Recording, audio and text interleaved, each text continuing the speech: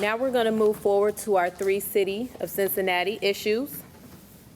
Issue 22, which is a proposed charter amendment for the Cincinnati Parks. A majority affirmative vote is necessary for passage.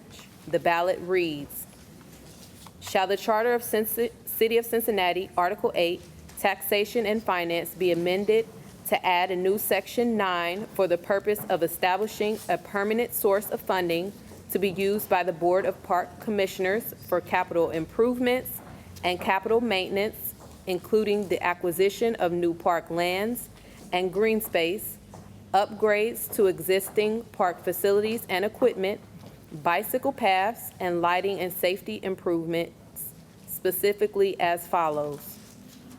Establish a tax levy for the benefit of the Cincinnati Parks Development for the purposes of acquisition of new parks, department, land and facilities, capital maintenance of new and existing park department facilities, and payment of debt services on parks department land and facilities at a rate not exceeding $1 million for each $1 of valuation, which amounts to 10 cents for each $100 of evaluation.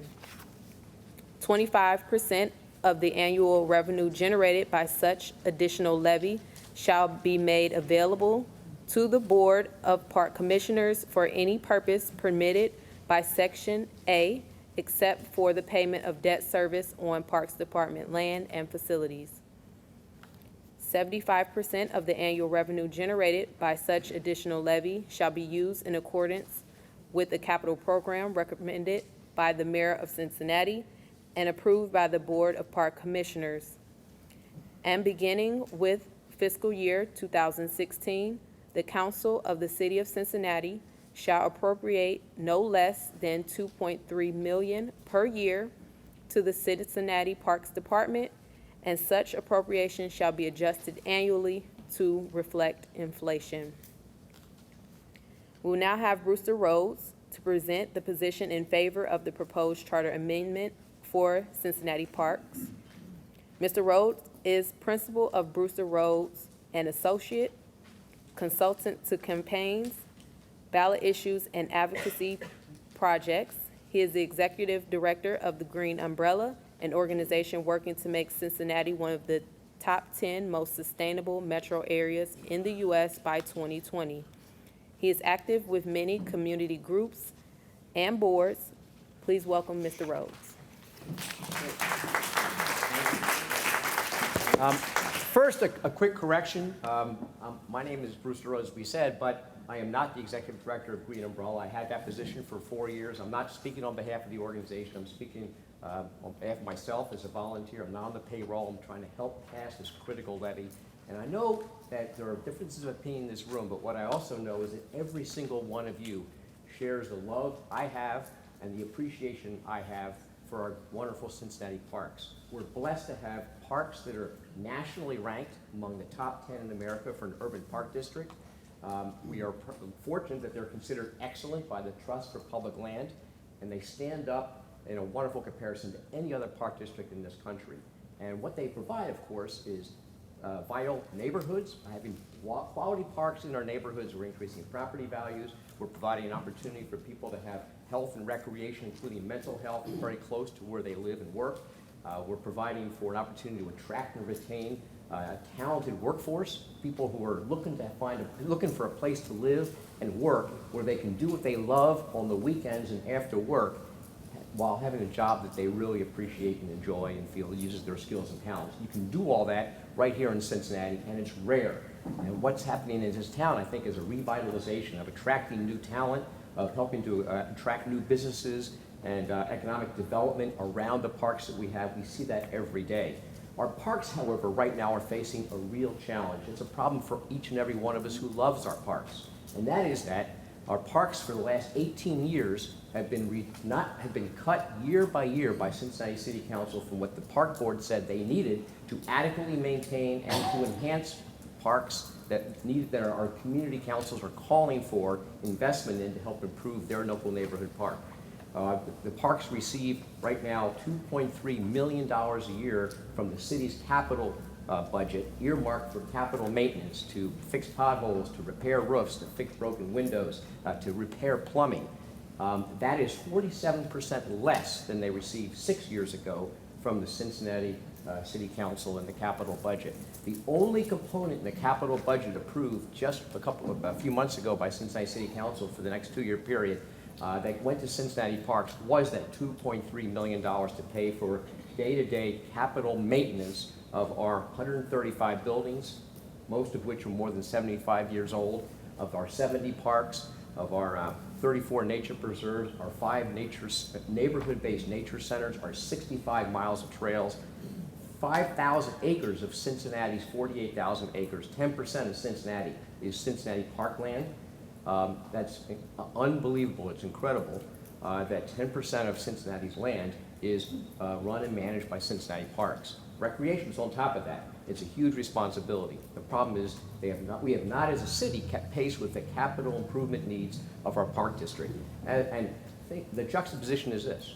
Our downtown parks, thanks to a lot of private fundraising, federal dollars, state dollars that went into Smale Park, that went into obviously Washington Park, and Ted Berry National Friendship Park, and a few other basically downtown parks. That's been done, and the benefit that they have brought to this city of excitement and revitalization and drawing and attracting people from all over the region, not only Cincinnati coming in to enjoy them, is proven. That parkonomics works. When you invest in a pocket park or a park like the downtown, it has spurred economic development, generated investment, job creation, et cetera. Our neighborhood parks need the benefit of that kind of investment. And right now, the park board's hands are tied with that very modest amount of money that they have for maintenance, and they have zero money for substantial improvements in those neighborhood parks. In 2007, the park board was one of the steering committee members of this project, spent 2 years with community input all over Cincinnati to develop an updated version of the park board master plan going forward. We identified projects that needed to be done, including Burnett Woods being improved, and Mount Airy Forest, which is twice the size of Central Park. Twice the size of Central Park, the largest urban forest in America is Mount Airy. Inwood Park, Ziegler Park, a number of other parks clearly needed to be upgraded, as we heard from people all over the city with public hearings around about what do we need to do to improve our parks, especially our community neighborhood parks. That's what this ballot issue, issue 22, will help to fund. It will give resources to the Cincinnati Park Board. The City Council has total checks and balances. They have to issue the bonds. They can say no. They can hold hearings. They can reject it. Total check and balance. And the Park Board will then manage the dollars to properly invest with tremendous community input, as I have done, in making sure that our parks are properly maintained, but then upgraded to meet the needs of the communities that say we want improvements in our parks.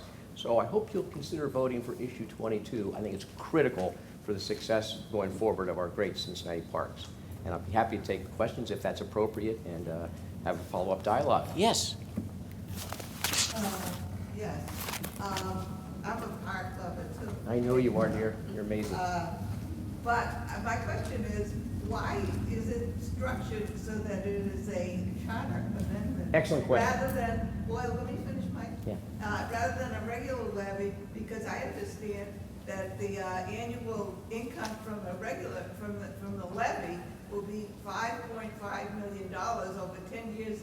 That's $55 million. Whereas the way the language is in the current proposal, only 25% is going to go to the parks, and 75% is for maintenance of bond issues. I appreciate the question. Number one, there's several questions there. Number one, almost every single tax that the city of Cincinnati has in place or is collecting is as a result of a charter amendment. The earnings tax was passed. If earnings tax was passed in 1980, I'm sorry, 1970, 1972, the SORTA additional earnings tax was added to pay for the bus system. In 1988, the Smale Commission 0.1% increase in earnings tax earmarked for maintaining our roads and bridges was again passed as a charter amendment, providing a permanent revenue stream to do what is. Roads aren't going to go away, bridges aren't going to go away, they need to be maintained exactly like our parks. They're not going to go away, they need to be maintained. So it's an identical parallel situation right there. And then the 25% of the money raised will go directly to the park board for that day-to-day management of their capital maintenance, capital of buildings and grounds, maintenance, correct? And then the balance will be invested by the park board with input from every community council and the 34 park advisory committees, exactly like they do now, with public engagement and input to help design what the community wants. This is new money to enhance and improve our existing parks. I say, what a wonderful opportunity to think big and dream. How do we make Burnett Woods the best it can possibly be with engagement from the Burnett Woods folks? Mount Airy Forest, the best it can possibly be, which is why the Mount Airy Community Council, Town Council is so excited about this levy because they want to see Mount Airy improve, right? Good idea to me. What's wrong with that?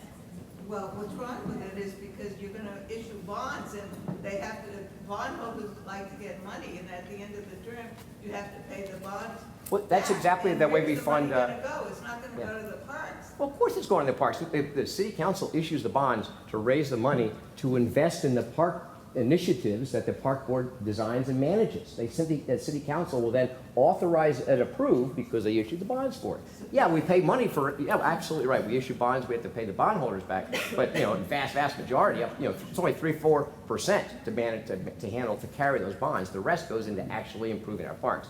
That's the way it's done. That's good. So the thing is, what we're saying by saying no, this is what's at stake, is no more money to our Cincinnati parks. Who's going to resolve that shortfall of the parks not having enough money to do the maintenance they currently have and not being able to be responsive to the request by every community to improve and upgrade their parks beyond fixing the broken windows and fixing the potholes? This is an opportunity for us to go far, to really take advantage of what parks can do for community and economic development. And I'm sick and tired of not having enough opportunity for kids in this community to engage in the outdoors, to recreate, for mental health for adults and kids.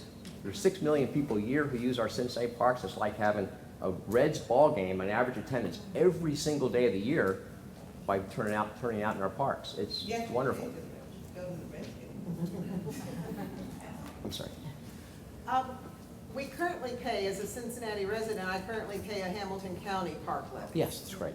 And I just can't believe that there wouldn't be efficiencies in putting these together, that having the city parks and the county parks sort of having competing levies just doesn't make a whole lot of sense.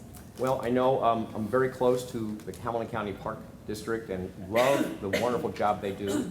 About $600,000 a year comes into the city of Cincinnati in order to help pay for Arm Leader Park and for a couple of other facilities that are on the edges of the city of Cincinnati, which is a good step in the right direction. They've had a lot of talks, but to actually have significant money spent in the city to enhance our parks would jack up their tax rate, their levy beyond what is politically possible to approve on the ballot next fall. I know that for a fact. Was there any coordination with the Hamilton County Parks at all about this levy? I understand there were a lot of discussions, and they couldn't get to a point where it made sense to actually combine it. They would have to ask for way too much money that would then kill the levy in the fall of next year. And so the park board, the county park said, this isn't going to work. We can't go any forward with this. Okay. I'm sorry. Sorry, our time is up. Good. Thank you very much. If you have any Appreciate it. questions, you can probably see Mr. Rose after. Speaking in opposition to issue 22, we have Tim Mara. Mr. Mara is an attorney in a private practice since 1978. His practice is concentrated in areas of zoning, environmental law, local governmental law, and elections law. His undergraduate degree is in planning, and he maintains his status as a certified planner. He has participated in the writing of several conservation easements for several land trusts in the Cincinnati area. Welcome, Mr. Mara.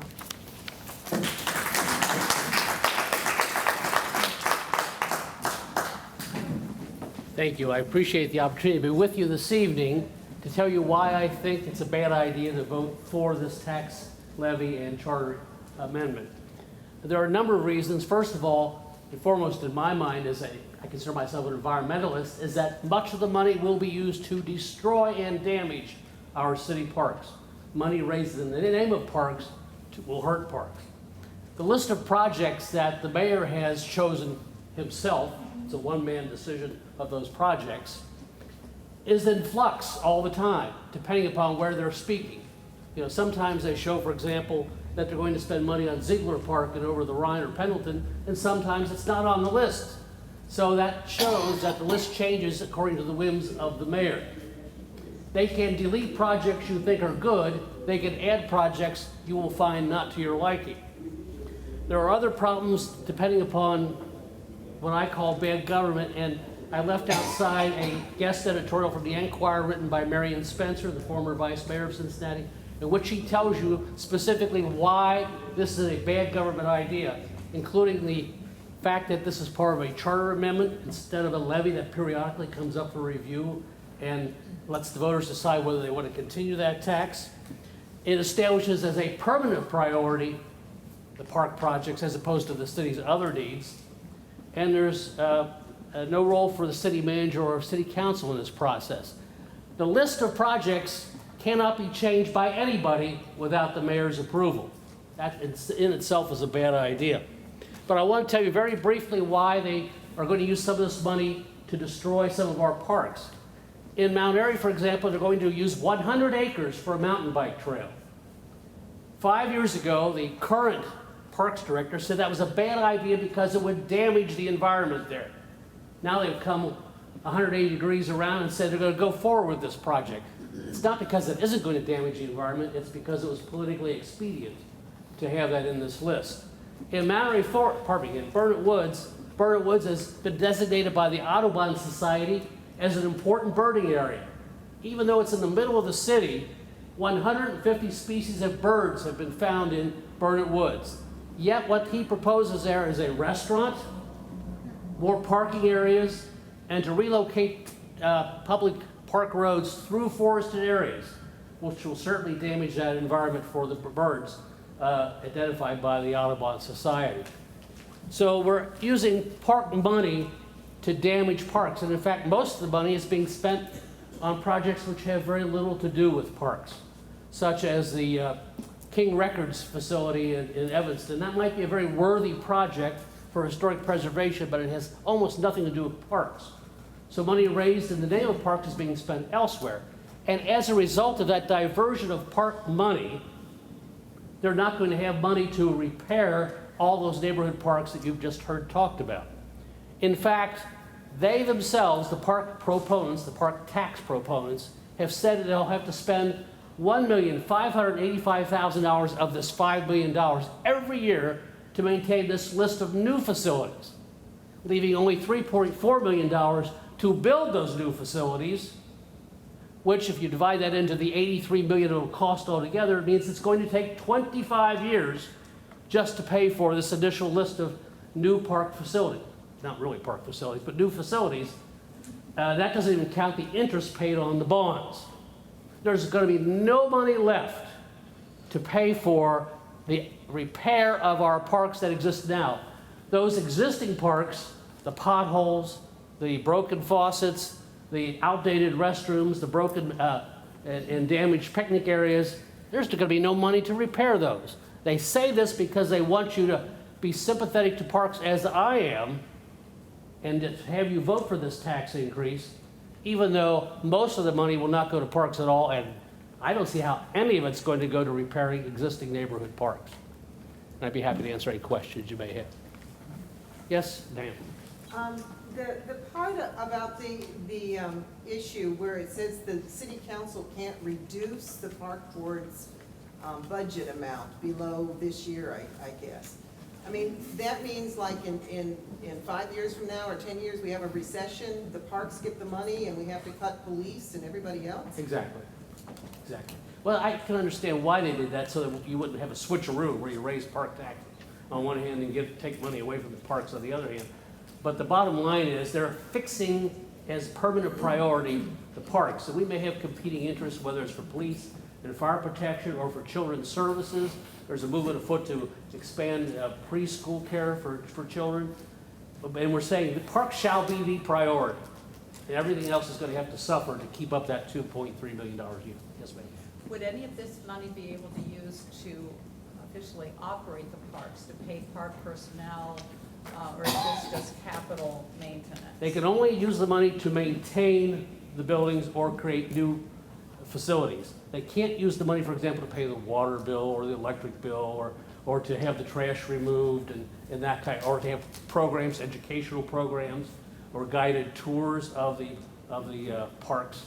So wouldn't new capital facilities then obviously require additional operating You're funds? right. And where is that gonna come? Your damn question asked the mayor, and I wish he was here. You know, what we have all the time, unfortunately, is the mayor never, ever appears jointly with opponents to discuss this. We've been making the circuit of the community councils, and I love seeing Brewster, your friend, but I want to see the mayor up here to answer the questions. He's hiding among his friends. He's there tonight at the ballpark to discuss the state of the city message. He goes to meet with business people. He doesn't show up here to discuss one-on-one. When the Enquirer wanted to set up a debate between himself and opponents, he refuses to come. He has refused to come, and he said, I will not be on the stage with those people. And I will not participate in a real debate. He wants our people to be behind the stage while he gets his 10 minutes and he's gone when we come out and give our presentation. That's not the way a debate is supposed to be run.